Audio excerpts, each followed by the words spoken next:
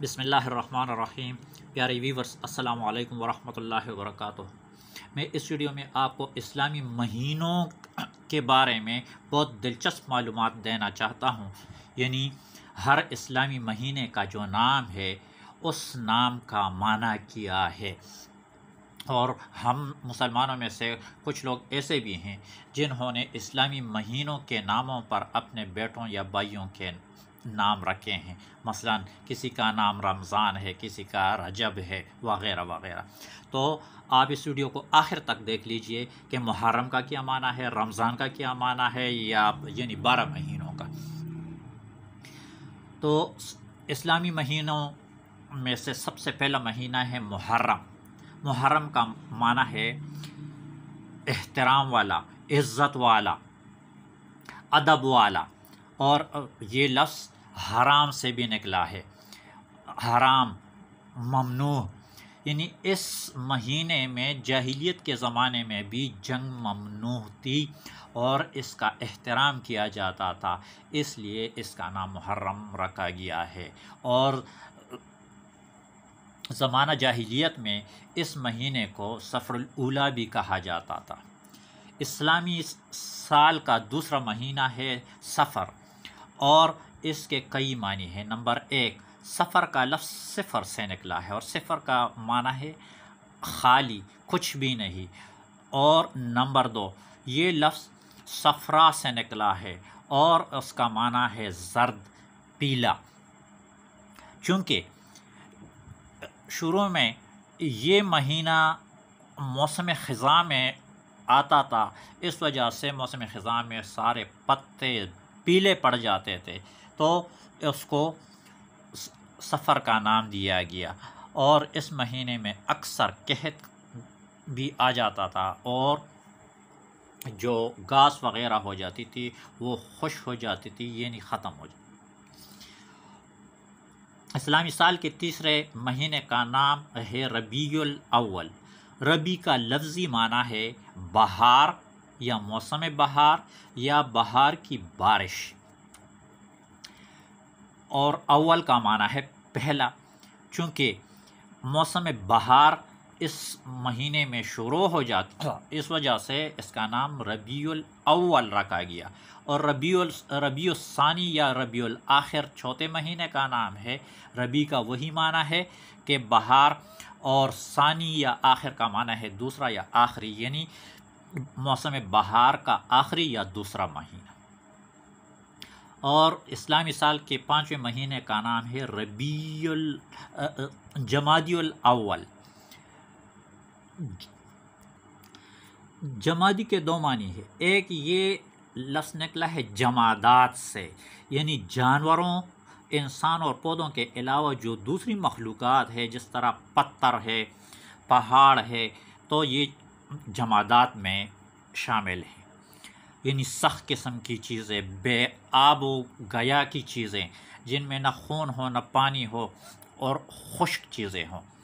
اور اس کا دوسرا معنی ہے کہ آنسوں سے محروم آنکھ، چونکہ یہ مہینہ پہلے ایسے موسم میں آتا تھا جس میں کوئی بارش نہیں ہوتی تھی، اس وجہ سے اس کو خشک مہینہ یعنی جمادی الاول کہا گیا، اور یہ اس موسم کا پہلا مہینہ تھا، تو اس لیے جمادی الاول۔ اور اس موسم کا دوسرا مہینہ ہے جمادی الثانی، جو اسلامی سال کا چھٹا مہینہ ہے، اور اس میں بھی چونکہ بارش وغیرہ نہیں ہوتی تھی، اور یہ بھی جمادات سے نکلا ہے، یعنی دوسرا مہینہ اس کا جمادات کا یا خشکی کا یا خشک سالی کا۔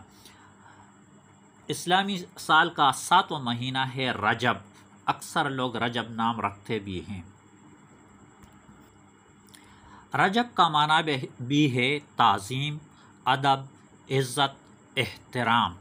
چونکہ عرب لوگ اس مہینے کی بہت زیادہ عزت اور احترام کرتے تھے، اور اس مہینے میں جنگ بند کر دیتے تھے، جنگ نہیں کرتے تھے، ورنہ عربوں کی لڑائیاں اور جنگ زمانہ جاہلیت کی بہت زیادہ مشہور ہے۔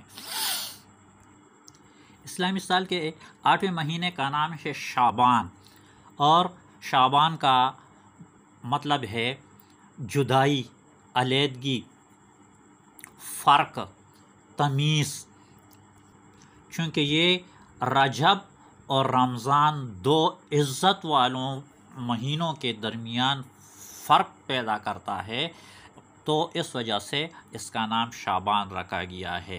اور شعبان کا لفظ شعبہ سے بھی نکلا ہے، لوگ کہتے ہیں یہ میرا شعبہ نہیں ہے، یعنی شعبہ کا لفظی معنی ہے پارٹ، علیحدہ حصہ، علیحدہ ڈپارٹمنٹ، تو یہ دو مہینوں کو الگ کر دیتا ہے، اس وجہ سے شعبان رکھا گیا ہے۔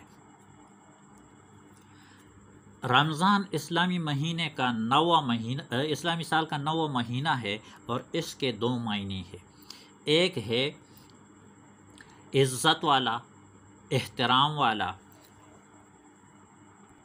ادب والا، چونکہ اس میں قرآن پاک بھی نازل ہوا ہے اور رمضان میں روزے بھی رکھے جاتے ہیں، اس لیے یہ اللہ کی نظر میں سب سے زیادہ عزت والا مہینہ ہے، تو اس کا نام رمضان ہے۔ اور رمضان کا ایک دوسرا معنی بھی ہے جلانا، خشک کرنا، گرم کرنا، چونکہ زمانہ قدیم میں یعنی اسلام سے بہت پہلے یہ مہینہ موسم گرما میں شروع ہو جاتا تھا، اور اس میں انسان بالکل اس طرح جلتے تھے گرمی سے، کیونکہ عرب میں ویسے بھی گرمی بہت زیادہ مشہور ہے، تو اس مہینے میں گرمی بہت زیادہ پڑتی تھی اور لوگ گرمی سے تقریباً جل جاتے تھے، اس لیے اس کا نام انہوں نے رمضان رکھا ہے۔ اسلام کا 10واں مہینہ شوال ہے، اور شوال کے دو معنی ہیں۔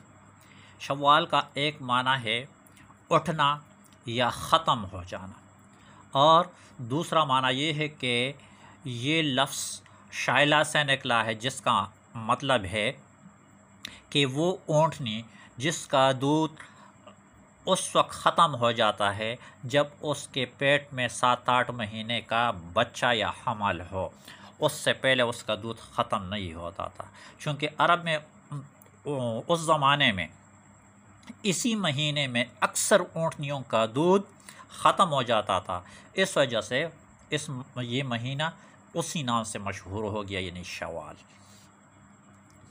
اسلامی سال کا 11واں مہینہ ہے ذی قعد یا ذی قعدہ،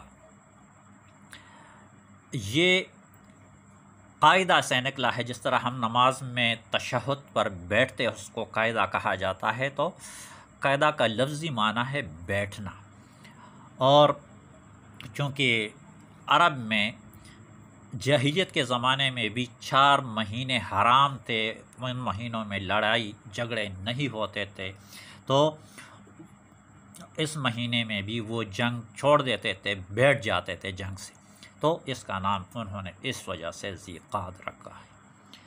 اور اسلام کا آخری مہینہ ذوالحج یا ذوالحجہ یا ذی الحجہ، مختلف الفاظ استعمال ہوتے ہیں، اور ذی یا ذو کا معنی ہے والا، والی، والے یا مالک، اور حج تو آپ جانتے ہی ہیں، تو ذوالحجہ کا معنی ہے حج کا مہینہ یا حج والا مہینہ۔ پیارے بہن بھائیو، اگر آپ کو یہ ویڈیو پسند آئی ہے، یہ معلومات پسند آئی ہے، تو میرے چینل کو آپ جو نئے لوگ ہیں سبسکرائب کر کے بیل پر کلک بھی کر دیجئے، تاکہ آپ کو میری معلوماتی، اسلامی، دینی، مذہبی اور جنرل معلومات پر مبنی ویڈیوز بھی ملتی رہیں، اور اس کو زیادہ سے زیادہ شیئر کر دیجئے اپنے دوستوں تک، اور لائک اور کمنٹس بھی دیجیے۔